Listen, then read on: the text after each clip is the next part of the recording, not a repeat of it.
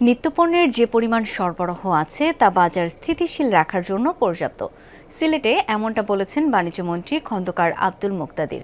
দ্রুত জেলা পর্যায়ে সুলভ মূল্যে দুধ, ডিম ও মাংস বিক্রি কার্যক্রম শুরুর কথা জানিয়েছেন খাদ্য প্রতিমন্ত্রী।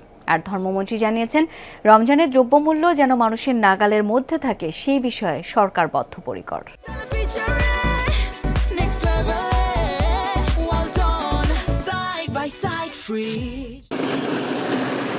মন্ত্রিত্ব গ্রহণের পর প্রথমবার নিজ এলাকা সিলেটে বাণিজ্যমন্ত্রী খন্দকার আব্দুল মুক্তাদির সকালে ওসমানী আন্তর্জাতিক বিমানবন্দরে পৌঁছালে তাকে ফুল দিয়ে বরণ করে নেন নেতাকর্মীরা।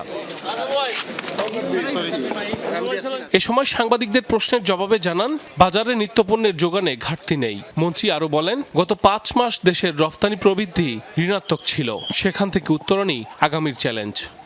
আমাদের হাতে যে পরিমাণ সরবরাহ আছে সেই সরবরাহ বাজারে মূল্য স্থিতিশীল রাখার জন্য পর্যাপ্ত। এটির জন্য কোনো শঙ্কার কারণ নাই। বাংলাদেশকে একটি বৈশ্বিক অবস্থানে নেওয়ার জন্য আমাদের যে পরিকল্পনা, উদ্যোগ এবং আন্তরিকতা, সেটা ইনশাল্লাহ আগামী 5 বছরে আমরা প্রত্যেকটা দিন, প্রত্যেকটা মিনিট এটি বাস্তবায়নের জন্য কাজ করব। টাঙ্গাইলে জেলা প্রশাসনের সাথে এক মতবিনিময় সভায় খাদ্য প্রতিমন্ত্রী সুলতান সালাউদ্দিন টুকু বলেন, রমজানের নিত্যপণ্যের দাম সহনীয় রাখতে কাজ করছে সরকার। দ্রুত জেলা পর্যায়ে সুলভ মূল্যে দুধ, ডিম ও মাংস বিক্রি কার্যক্রম শুরু হবে। বাজার যাতে নিয়ন্ত্রণে থাকে সেই ব্যাপারে মনিটরিং করা হচ্ছে। আশা করি এটি আমরা নিয়ন্ত্রণের মধ্যে রাখতে সক্ষম হব।